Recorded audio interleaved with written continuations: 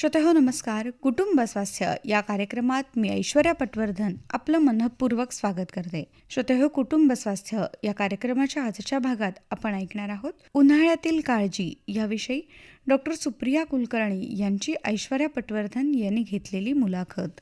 श्रोतेहो, सध्याचा काळ उन्हाळ्याचा आहे.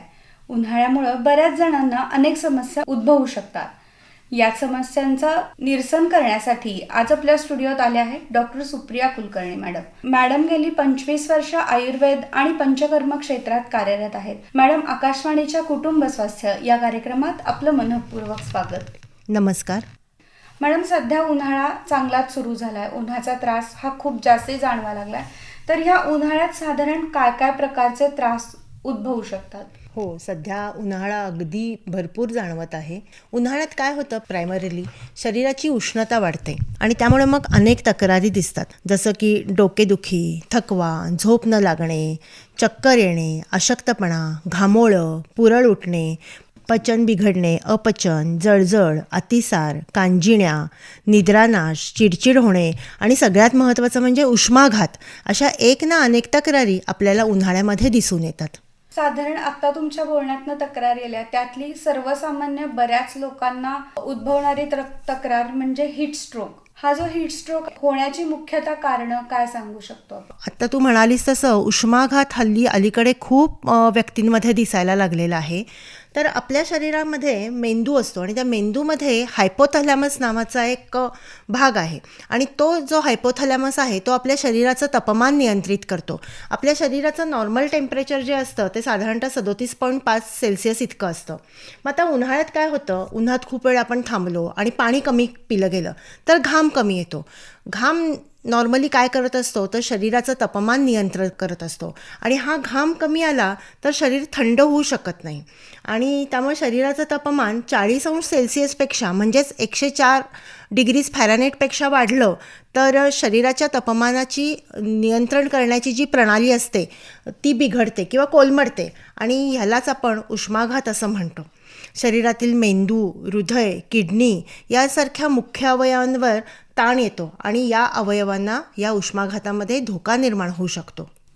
एखाद्या व्यक्तीला उन्हाचा त्रास होताना हीट स्ट्रोक बसलाय किंवा हीट स्ट्रोक झालाय, हे कसं ओळखायचं? ह्याची लक्षणं कुठल्या पद्धतीची असतात? छान प्रश्न आहे हा. ॲक्च्युली उष्माघात झाला असं आपण म्हणतो, पण उष्माघात होतो म्हणजे नक्की काय होतं किंवा एखाद्या व्यक्तीला उष्माघाताचा त्रास सुरू झाला हे ओळखणं खूप महत्त्वाचं आहे. कारण हे ओळखलं गेलं नाही तर त्याच्यावरचे उपचार करता येणार नाहीत आणि म्हणून आपल्याला उष्माघाताची काय लक्षणं आहेत हे नक्की अगदी जाणून घेणं गरजेचंच आहे. तर काय होतं उष्माघातात, शरीर तापलेलं असतं, ते गरम लागत असतं पण घाम येत नाही, त्वचा कोरडी असते, कधीकधी त्वचा ओलसर असू शकते पण प्रामुख्यानं ती कोरडी असते, त्वचेचा रंग बदललेला असतो म्हणजे ती अशी लालसर झालेली असते, हृदयाचे ठोके वाढलेले असतात, श्वासोच्छ्वास वेगाने होत असतो, पण हे सगळं होत असताना रक्तदाब कमी असतो आणि उष्माघातामध्ये व्यक्ती अशी गोंधळलेली म्हणजे कन्फ्यूज असू शकते, बोलताना शब्द स्पष्ट उच्चारले जात नाहीत, जीभ जड असल्यासारखं त्यांचं बोलणं असतं, ज्याला आपण स्लर्ड स्पीच असं म्हणतो तसं त्याचं बोलणं असतं, व्यक्ती चिडचिडी होते, अस्वस्थता वाटते आणि कधीकधी फीटसुद्धा येऊ शकते आणि ती व्यक्ती बेशुद्ध होऊ शकते. उष्माघातात मळमळ, उलटी यासारखी लक्षणे आढळतात. आपल्या शरीरातल्या स्नायूंमध्ये क्रॅम्प्स म्हणजे पेटके येतात, अतिशय अशक्तपणा जाणवतो, यकृत, मूत्रपिंड किंवा इतर अवयव निकामी होण्याची शक्यता असते. रस्त्यावरून जाताना किंवा कुठं बाहेर असताना हा हीट स्ट्रोक बसला किंवा जाणवला तर एक मदत कार्य म्हणून किंवा स्वतःची मदत करताना प्रथमोपचार म्हणून याच्यावरती काय उपचार करता येतील? खरं तर अगदी सुरुवात म्हणजे सांगायचं झालं तर आधी उष्माघात होऊच नये म्हणून आधी काळजी घेतली पाहिजे आपल्याला. म्हणजे प्रथमोपचार करणं आहेच आहे, तेही योग्यच आहे, पण उष्माघात होऊ नये म्हणून काळजी घेणं फार गरजेचं आहे. कारण उष्माघात झाल्यावर प्रथमोपचार करणं हे योग्यच आहे, पण तो होऊच नये असं जर काही आपण उपाययोजना केली तर ती जास्त योग्य आहे असं मला वाटतं. सगळ्यात पहिल्यांदा म्हणजे उन्हात फार वेळ जायचं नाही. विशेषतः ऊन खूप कडक असताना अशा वेळी म्हणजे साधारणतः दुपारी 12 ते 4 च्या दरम्यान उन्हात जायचं नाही. बाहेर पडताना टोपी, छत्री, गॉगल घालायचाच, म्हणजे त्याच्यामुळे काय होतं की उन्हापासून आपलं संरक्षण होतं आणि सर्वात महत्त्वाचं म्हणजे वेळच्या वेळी पाणी प्यायला विसरू नका. अगदी तहान लागून घसा कोरडा पडायला लागला आहे इतका वेळ थांबू नका. उन्हाळ्यात उन्हाळ्यात काय होतं, शरीरातील क्षारांचं प्रमाण कमी होतं आणि हे भरून काढण्यासाठी आपल्याला ताक, लिंबू, पाणी, ORS, नारळाचं पाणी किंवा आयुर्वेदाने सांगितलेली अनेक प्रकारची पानके, अशा प्रकारची लिक्विड्स किंवा द्रवपदार्थ वरचेवर घेणं खूप गरजेचं असतं. आणि फळांमध्ये कलिंगड, टरबूज, काकडी अशा प्रकारची फळं उन्हाळ्यामध्ये जर आपण घेतली तर उष्माघाताचा त्रास होत नाही किंवा उष्माघात होण्याचं प्रमाण खूप कमी होतं. याबरोबरच ही होऊ नये म्हणून आपण ही काळजी घेऊ शकतो, पण झालाच तर काय करायचं? हो, हा अगदी खूप छान प्रश्न आहे बरं का. कारण उष्माघात झाल्यावर काय करायचं हे समजणं किंवा हे माहिती असणं फार गरजेचं आहे. सगळ्यात पहिल्यांदा म्हणजे स्वतःला झाला किंवा समोरची एखादी व्यक्ती आपल्याला उष्माघातानं त्रस्त आहे असं दिसलं तर गोंधळून जायचं नाही. त्या व्यक्तीला लगेच सावलीत न्यायचं. जवळ जिथं कुठं सावली किंवा शेड असेल अशा ठिकाणी त्या व्यक्तीला न्यायचं. थंड पाण्यानं त्या व्यक्तीचं अंग पुसून काढायचं. जवळपास बर्फ मिळालाच आणायचे तर बर्फानं अंग पुसायचं. खेत किंवा गळा यांसारख्या भागांवरती बर्फ ठेवला तर शरीर लवकर थंड होतं. ती व्यक्ती शुद्धीत आहे का ह्याची आधी खात्री करून घ्यायची आणि ती व्यक्ती शुद्धीत असेल तरच ORS सारखं काहीतरी किंवा साखर पाणी किंवा नुसतं साधं पाणी असं त्या व्यक्तीला द्यायचं. व्यक्ती बेशुद्ध अवस्थेत नाही ना ह्याची वारंवार खात्री करून घ्या. कारण बेशुद्ध असेल व्यक्ती तर आणि आपण असं साखर पाणी किंवा साधं पाणी असं देत बसलो तर कदाचित आपल्याला पुढचे उपचार करायला दिरंगाई होऊ शकते किंवा उशीर होऊ शकतो. म्हणून आधी व्यक्ती शुद्धीत आहे ना ह्याची खात्री करून घ्यावी आणि मग तोंडावाटे ORS किंवा पाणी असं काहीतरी द्यावं. आणि सगळ्यात महत्त्वाचं म्हणजे फारसा वेळेचा अपव्यय न करता तातडीनं त्याला एखाद्या रुग्णालयात न्यावं. हे झालं उष्माघात. किंवा मगाशी आपण बोलताना असं लक्षात आलं की उन्हाळ्यात पचनक्रियेशी संबंधितही खूप आजार दिसून येतात. तर यासाठी काय काळजी घ्यावी आणि याच्या मागं कारणं कोणती असू शकतील? उन्हाळ्यात बहुतेक वेळांना पचनाच्या तक्रारी अगदी दिसून येतात. लहान मुलं, मोठी माणसं, वृद्ध माणसं ह्या सर्वांमध्येच ना ह्या पचनाच्या तक्रारी दिसतात. लूज मोशन्स म्हणजेच अतिसार, उलट्या, मळमळ, अपचन यासारख्या एक ना अनेक पचनाच्या तक्रारी उन्हाळ्यामध्ये आम्हाला दिसतात आणि अशा प्रकारचे अनेक पेशंट आमच्याकडे येतात. उन्हाळा म्हणजेच ग्रीष्म ऋतू. यामध्ये काय होतं की वातावरणातली उष्णता खूप वाढलेली असते. आयुर्वेदानं या काळाला आदान काळ असं म्हटलेलं आहे. म्हणजे माणसाच्या शरीराचं बल कमी होतं आणि म्हणून त्याला आदान काळ असं म्हटलेलं आहे. या काळामध्ये अग्निमंद्य आढळतं. अग्निमंद्य म्हणजे शरीराचं अन्नाची पचन करणारी जी ताकद आहे ती कमी होते. पचनशक्ती मंदावलेली असते. शरीरातलं पाण्याचं प्रमाण कमी झालेलं असतं. त्याच्यामुळे काय होतं की शरीरातले पाचक रस जसे की लाळ यांचं प्रमाण कमी होतं आणि त्यामुळे अपचन, गॅसेस, मळमळ, उलटी किंवा जुलाब अशा तक्रारी होऊ शकतात. दुसरं असं होतं की उष्ण हवामानामुळे अन्न पटकन खराब होतं आणि कधी कधी ते लक्षात येत नाही आणि असं दूषित अन्न किंवा उघड्यावरील पदार्थ खाल्ले गेले तर उलट्या, जुलाब, ताप येणे इत्यादी तक्रारी होऊ शकतात. उन्हाळ्यात पाणी कमी पिलं गेलं तर मलावस्त्रंभ म्हणजेच कॉन्स्टिपेशनचा त्रास होऊ शकतो.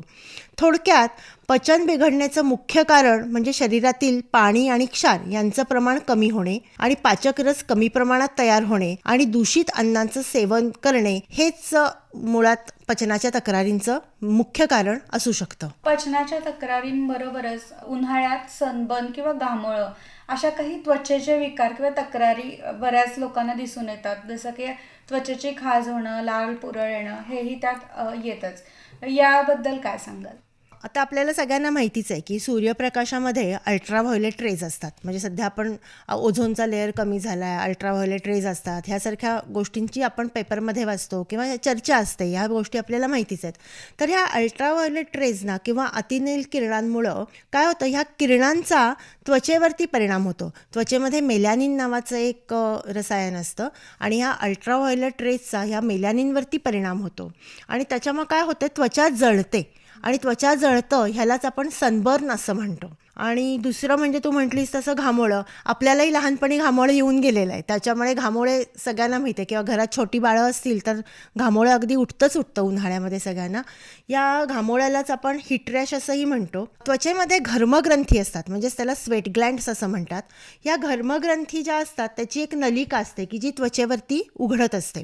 तर ह्या घर्मग्रंथींची ही नलिका बंद होते आणि त्वचेच्या खालीच घाम साठतो. जो घाम शरीरातनं म्हणजे त्वचेतनं बाहेर पडायला पाहिजे तो घाम त्वचेच्या खाली साठतो आणि मग त्याच्यामुळं काय होतं, त्वचेला खाज सुटते, जळजळ होते आणि मग ते असे लालसर पुरळ उठतात आणि त्यालाच आपण घामोळं असं म्हणतो. मग आता ह्या घामोळ्यांसाठी काय करावं?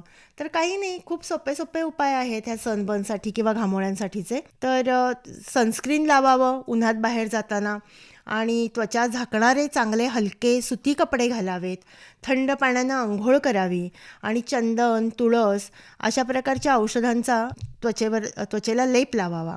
दुसरं असं आयुर्वेदाने उठणं सांगितलेलं आहे. आता हे उठणं म्हटलं की आपल्याला फक्त दिवाळीच आठवते, कारण आपण दिवाळीमध्ये उठण्याचा वापर करतो. पण आयुर्वेदाने हे उठणं 12ही महिने लावायला सांगितलेलं आहे.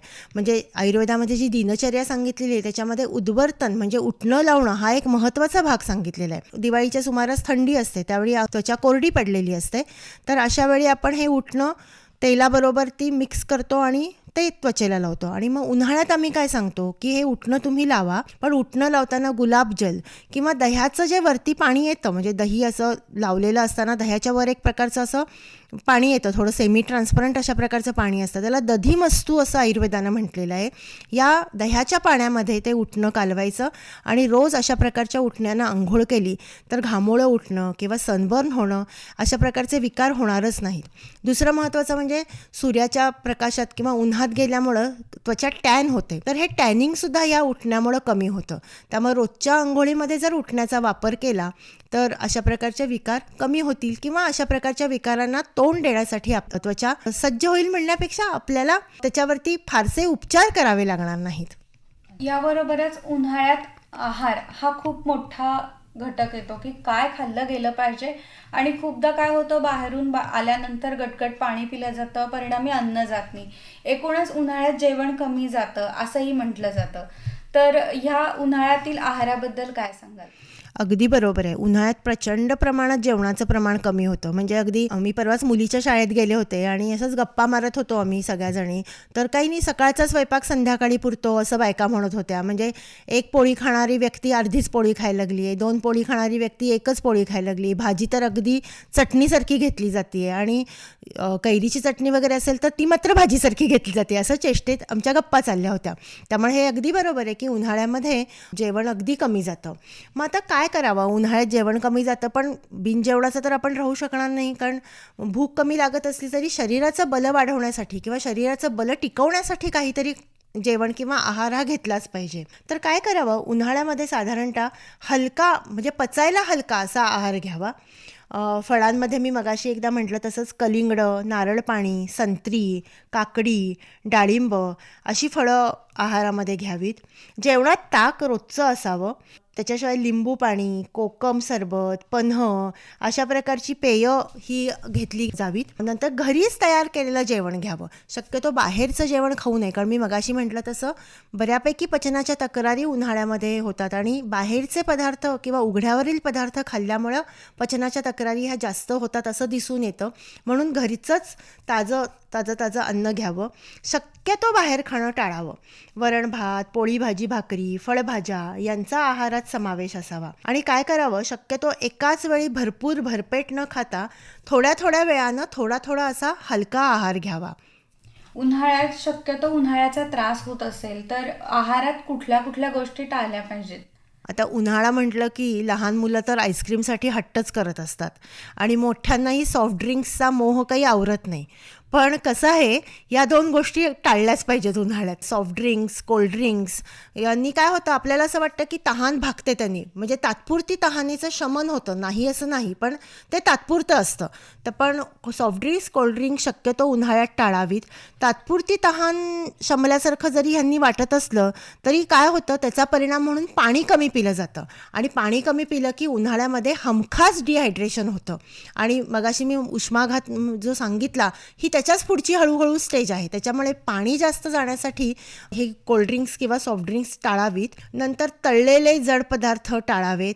फ्रीजमधलं अतिथंड पाणी, अतिशय गार वस्तू ह्यांचं सेवन टाळावं. उन्हाळ्यात काय होतं, कधी असं होतं की कितीही पाणी पिलं तरी तहान भागतच नाही. म्हणजे माठातलं पाणी पिलं तरी तहान भागत नाही, फ्रीजमधलं पाणी पिलं तरी तहान भागत नाही, सारखं जाता येता पाणी पिलं तरी तहान लागतीच आहे असंही खूपदा आम्हाला पेशंट सांगतात. मग अशा वेळी काय करावं मॅडम म्हणून असं विचारतात. तर मला असं वाटतं की ह्याच्यासाठी आयुर्वेदामध्ये एक छान सांगितलेलं आहे की षडंगोदक नावाचं एक औषध म्हणण्यापेक्षा एक प्रकारचं पाणी आहे ते. तर उदक म्हणजे पाणी आणि षडंग म्हणजे 6 प्रकारच्या वनस्पती आहेत त्याच्यामध्ये. मुस्ता म्हणजे नागरमोथाचं चूर्ण, पित्तपापड्याचं चूर्ण, उशीर म्हणजे वाळ्याचं चूर्ण, काळ्या वाळ्याचं चूर्ण, सुंठीचं चूर्ण आणि चंदनाचं चूर्ण. ही 6 प्रकारची चूर्ण जी आहेत ती समप्रमाणात घ्यायची आणि एकत्र करायची आणि साधारणतः त्याच्यातील 10 ते 15 ग्रॅम चूर्ण 1 ते 1.25 लिटर पाण्यामध्ये घालायचं आणि ते पाणी उकळवायचं आणि अर्धा होईपर्यंत ते उकळवत ठेवायचं. म्हणजे 1 लिटरचं पाणी अर्धा लिटर झालं पाहिजे आणि असं जे तयार झालेलं अर्धा लिटर पाणी असतं ते थंड करायचं आणि मग गाळून घ्यायचं. आणि असं जे थंड झालेलं गाळून घेतलेलं पाणी असतं त्याला आम्ही षडंगोदक असं म्हणतो. षडंगोदक जे अशा प्रकारचं पाणी जर तुम्ही दिवसातून एक 50 ते 100 ml 5-6 वेळा पिलत तर तहानेचं शमन होतं आणि उष्णतेचे जे सर्व काही विकार मगाशी मी उन्हाळ्याचे सांगितलेत हे विकार होत नाहीत किंवा झालेच तर अगदी कमी प्रमाणात होतात आणि ते सुसह्य असतात. तर षडंगोदक हा एक उत्तम पर्याय आयुर्वेदानं उन्हाळ्यामध्ये सांगितलेला आहे. तर या षडंगोदकाचा वापर तुम्ही सर्वांनी जरूर करावा असं मला वाटतं. श्रोतेहो, कुटुंब स्वास्थ्य या कार्यक्रमात आत्ताच आपण उन्हाळ्यातील काळजी याविषयी डॉक्टर सुप्रिया कुलकर्णी यांची ऐश्वर्या पटवर्धन यांनी घेतलेली मुलाखत ऐकली. याबरोबरच आजच्या कुटुंब स्वास्थ्य या कार्यक्रमाची वेळ संपत आली आहे. तेव्हा या कार्यक्रमाचे सादरकर्ते श्रीनिवास दरंडीकर यांना आणि मला ऐश्वर्या पटवर्धनला निरोप द्या. नमस्कार.